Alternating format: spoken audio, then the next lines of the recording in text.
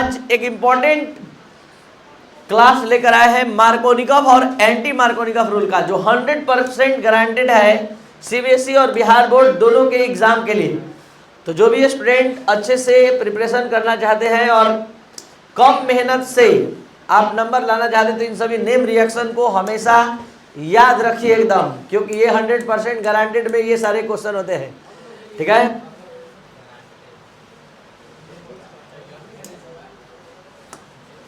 और ये अभी तुरंत आप पढ़ते पढ़ते याद कर लेंगे, ये हमारा गारंटी है हमारे तरफ से, क्योंकि हम आपको उतना अच्छा से समझाने जा रहे हैं कि हमेशा के लिए माइंड में फिट हो जाएगा। देखिए मार्कोनिकॉफ रूल और इसी के अपोजिट आता है कॉन्सेप्ट लेकर एंटी मार्कोनिकॉफ रूल। दोनों नियम को एक साथ, दोनों लॉ को, रूल को एक साथ पढ़ने का फायदा क्या है कि एक साथ आपके माइंड में सेट हो जाता है, बहुत आसानी से आप समझ लेते हैं। मार्कोनिकॉफ और एंटी मार्कोनिकॉफ रूल का जो कॉन्सेप्ट है वो अनसिमेट्रिकल अल्कीन से रिलेटेड है। तो सबसे पहले तो ये समझना चाहिए कि अल्कीन जो होता है दो टाइप का होता है, एक सिमेट्रिकल और एक अनसिमेट्रिकल। सिमेट्रिकल क्या है, जैसे ये देखिए, ये जो अल्कीन आप देख पा रहे हैं, ये अल्कीन सिमेट्रिकल है, इसको दो इक्वल हाफ में आप बांट सकते हैं, तो ये सिमेट्रिकल अल्कीन है, लेकिन ये अनसिमेट्रिकल। तो यहाँ पर भी मार्कोनिकॉफ रूल अप्लाई हो सकता है, लेकिन उसका कोई इंपॉर्टेंस नहीं दिखता है, क्योंकि दोनों कार्बन पर हाइड्रोजन की संख्या सेम है, इसलिए यहाँ कोई यूज नहीं हो पाता है मार्कोनिकॉफ रूल का। अब मार्कोनिकॉफ रूल है क्या? सबसे पहले तो हमने ये समझाया कि अनसिमेट्रिकल अल्कीन क्या होता है, तो अब आप देखते ही जान जाएंगे।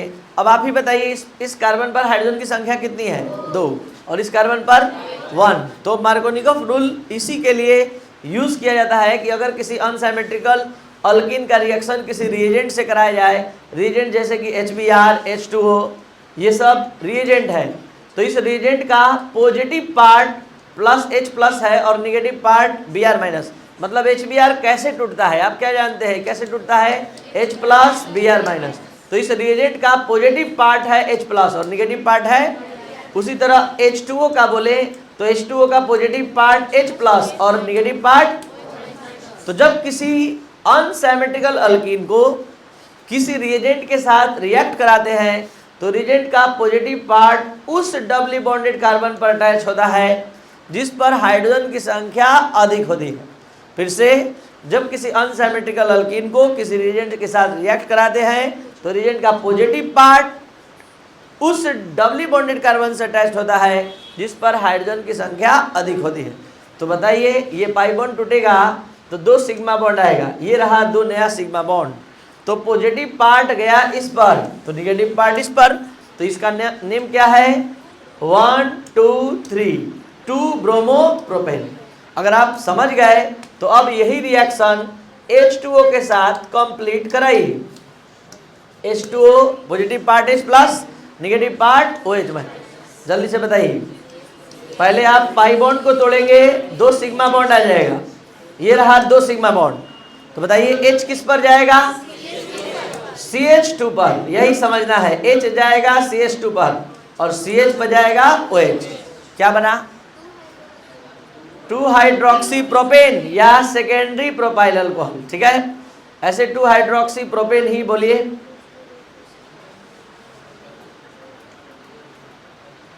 टू हाइड्रोक्सी प्रोपेन, ये भी चलेगा, 2 हाइड्रोक्सी प्रोपेन। तो यहाँ पर एक बार फिर से मार्कोनिकॉफ रूल को ध्यान देते हुए, ध्यान दीजिए इधर पीछे, when unsymmetrical alkene is treated with any reagent, then positive part of reagent becomes attached to that doubly bonded carbon atom which contains greater number of hydrogen atom. This is called Markovnikov rule. फिर से, जब किसी unsymmetrical alkene का reaction किसी reagent से कराते हैं, तो रिएजेंट का पॉजिटिव पार्ट उस डबली बॉन्डेड कार्बन से अटैच्ड होता है जिस पर हाइड्रोजन की संख्या मैक्सिमम होती है। इसे ही मार्कोनिकॉफ रूल कहते हैं। अब आइए, इसके जस्ट अपोजिट कॉन्सेप्ट लेकर आ रहा है एंटी मार्कोनिकॉफ रूल। नाम से ही स्पष्ट है कि अपोजिट कॉन्सेप्ट लाएगा एंटी, मतलब पॉजिटिव पार्ट उस कार्बन पर जाकर अटैच्ड होगा जिस पर हाइड्रोजन की संख्या क्या होगी? कम होगी। और निगेटिव पार्ट कहाँ जुड़ेगा? तो हम यहाँ जो मार्कोनिकॉफ एंटी मार्कोनिकॉफ समझा है पॉजिटिव पार्ट पर, अगर मान लीजिए कोई बुक में इस तरह से दिया है कि when unsymmetrical alkane is treated with any reagent, then negative part of reagent becomes attached to that doubly bonded carbon atom which contains lesser number of hydrogen atom। क्या दिक्कत है? सेम कॉन्सेप्ट है। वो निगेटिव पार्ट पर बता रहा है, हम पॉजिटिव पार्ट पर आपको बताए, तो ये क्लियर होना चाहिए। अब एंटी मार्कोनिकॉफ में हम बता रहे थे, जरा ध्यान दिया जाए कि एंटी मार्कोनिकॉफ में उल्टा काम क्यों हो पाता है। कारण ये है कि हम ये जो रिएक्शन है अब हम ऑर्गेनिक पेरोक्साइड के प्रेजेंस में कराने जा रहे हैं। क्या आप लोग को कोई पेरोक्साइड का नेम याद है? Hydrogen peroxide. आपको बता दें कि हाइड्रोजन पेरोक्साइड एक इनऑर्गेनिक पेरोक्साइड है और हम ऑर्गेनिक पेरोक्साइड का बात कर रहे हैं। तो ऑर्गेनिक पेरोक्साइड का एक एग्जांपल हम आपको दे रहे हैं, बेंजोइल पेरोक्साइड। ये जो है ऑर्गेनिक पेरोक्साइड है, बेंजोइल पेरोक्साइड। इस बेंजोइल पेरोक्साइड के प्रेजेंस में जब ये काम होगा तो जस्ट अपोजिट वर्क होगा। कैसे होगा इसका पूरा मैकेनिज्म भी हम आपको देने वाले हैं, पूरा मैकेनिज्म के साथ ये समझाया जाएगा मैकेनिज्म के क्लास में। फिलहाल अब उल्टा काम होने जा रहा है, इसका पॉजिटिव पार्ट जा रहा है उस कार्बन पर जिस पर हाइड्रोजन की संख्या कम, और निगेटिव पार्ट उस पर जाएगा जिस पर हाइड्रोजन की संख्या अधिक। तो when unsymmetrical alkene is treated with any reagent in presence of organic peroxide, then positive part of the reagent becomes attached to that doubly bonded carbon atom which contains less number of hydrogen atom. This is called anti-Markovnikov rule। फिर से जब किसी unsymmetrical alkyne को किसी reagent के साथ react कराते हैं तो रिएजेंट का ऑर्गेनिक पेरोक्साइड के प्रेजेंस में रिएक्ट कराते हैं तो रिएजेंट का पॉजिटिव पार्ट उस कार्बन पर अटैच्ड होता है जिस पर हाइड्रोजन की संख्या क्या होती है? कम होती है। तो यहाँ पर देखिए ये पाई बॉन्ड टूटा, दो नया सिग्मा बॉन्ड आ गया, दो नया सिग्मा बॉन्ड आ गया, तो यहाँ पर जाएगा पॉजिटिव पार्ट और यहाँ आएगा निगेटिव पार्ट। तो वहाँ बना था मार्कोनिकॉफ में क्या बना था? 2 ब्रोमोप्रोपेन, और यहाँ क्या बन गया? 1 ब्रोमोप्रोपेन बन गया। नंबरिंग इधर से 1 ब्रोमोप्रोपेन। अब अगर आप अच्छे से समझ गए तो जल्दी से इसी अनसिमेट्रिकल अल्कीन का रिएक्शन वाटर से कराइए और ऑर्गेनिक पेरोक्साइड के प्रेजेंस में स्टार्ट। बोलिए बोलिए जल्दी से। CH3 CH CH2, बताइए यहाँ पर कौन अटैच्ड होगा? H, और यहाँ पॉजिटिव पार्ट और यहाँ यही है एंटी मार्कोनिकॉफ रूल। आपको बता दें कि एंटी मार्कोनिकॉफ MS खरास नामक साइंटिस्ट के द्वारा दिया गया, जबकि मार्कोनिकॉफ रूल मार्कोनिकॉफ के द्वारा दिया गया और मार्कोनिकॉफ का अपोजिट कॉन्सेप्ट लेकर आता है एंटी मार्कोनिकॉफ जो MS खरास के द्वारा दिया गया, जो कि अनसिमेट्रिकल अल्कीन के साथ किसी रिएजेंट का रिएक्शन तो कराता है लेकिन ऑर्गेनिक पेरोक्साइड के प्रेजेंस में, और उल्टा काम कराता है। अगर आप सभी स्टूडेंट अच्छे से इस रूल को समझें तो यहाँ एक होमवर्क दिया जा रहा है जो आप सभी स्टूडेंट इसको कंप्लीट करेंगे। काफ़ी इंटरेस्टिंग होमवर्क है और ये क्वेश्चन बहुत बार CBSE बोर्ड में आया भी है और बिहार बोर्ड में। 1 ब्रोमोप्रोपेन 1 ब्रोमोप्रोपेन 2 ब्रोमोप्रोपेन,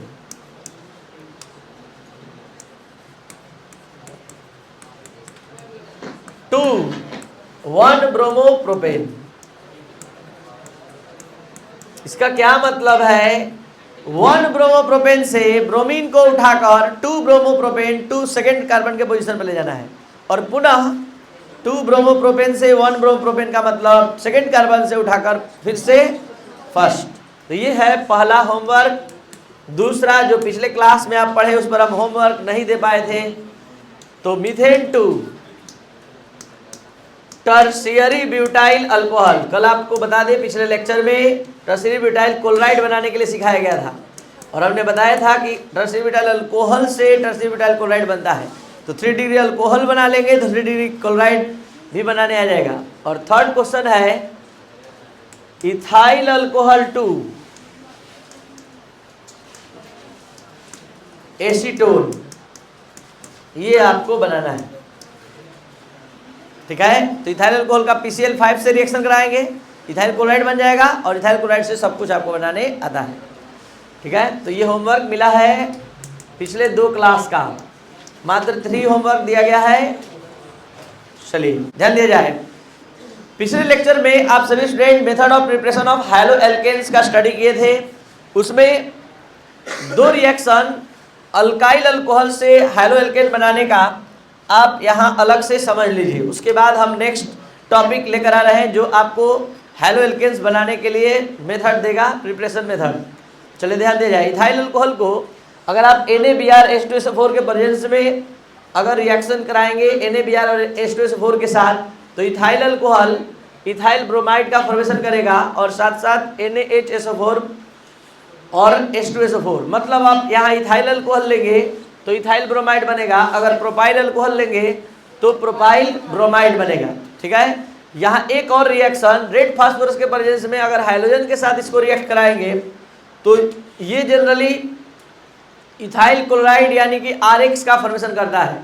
अगर आप इथाइल अल्कोहल लिए हैं तब तो आप यहाँ समझेंगे इथाइल क्लोराइड, अगर Cl2 से रिएक्ट कराएंगे, अगर यहाँ X2 से रिएक्ट कराएंगे और ROH है तो आप समझ सकते हैं कि यहाँ RX का फॉर्मेशन होगा। तो इसको अलग से आप इसको याद रखेंगे, इस 2 रिएक्शन को जो हमने अलग से बताया है उस रिएक्शन के अलावा। एक मिनट और थोड़ा सा एक सिस्टम में हर बात समझ में हमारा आए। अभी जो आप पढ़े वो हैलो एल्केन का फॉर्मेशन तो पढ़े पिछले क्लास में, वो अधिकतर अल्कोहल से फॉर्मेशन था। यहाँ अल्केन और अल्कीन से भी अल्काइल हैलाइड आप बना सकते हैं, लेकिन आप पहले ही पढ़ लिए हैं तो हम केवल दिखा दे रहे हैं। मीथेन प्लस Cl2 जानते हैं, पहले दिन पढ़ लिए थे, मिथाइल क्लोराइड HCl। तो आपको यहाँ पर थोड़ा सा जानना है, ध्यान दीजिए। Formation of haloalkanes from hydrocarbons, तो अल्केन और अल्कीन से भी आप अल्काइल हैलाइड बना सकते हैं। फर्स्ट मेथड है फ्रॉम अल्केन। तो यहाँ पर मीथेन को Cl2 से रिएक्ट कराते हैं, मिथाइल क्लोराइड HCl, ये तो आप जानते हैं यूवी लाइट के प्रेजेंस में। आपको बता दें कि जैसे जैसे कार्बन की संख्या हाइड्रोकार्बन में बढ़ती है तो डिग्री ऑफ कार्बन बढ़ जाता है। इसमें केवल 1 डिग्री कार्बन था, इसमें 2 डिग्री कार्बन भी आ गया।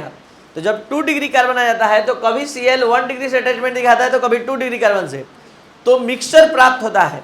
ऐसे आप धड़ल्ले से यूज तो करते हैं कि प्रोपाइल क्लोराइड प्लस HCl, लेकिन मिक्सचर प्राप्त होता है। ये मेजर प्रोडक्ट ये होता है, माइनर प्रोडक्ट ये होता है, और ये दोनों का मिक्सचर बनता है। तो ये प्रोपाइल क्लोराइड और सेकेंडरी प्रोपाइल क्लोराइड दोनों का मिक्सचर बनता है और HCl।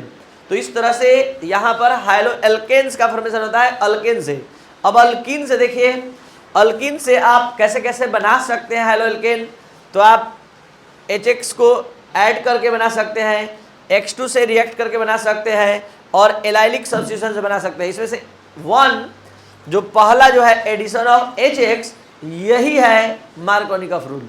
मार्कोनिकॉफ और एंटी मार्कोनिकॉफ दोनों एडिशन ऑफ HX के अंतर्गत में आता है। इसको ऑनलाइन देख पा रहे हैं। अगर आपको अच्छे से ये समझ में आया तो इस चैनल को शेयर और सब्सक्राइब करें। Thank you.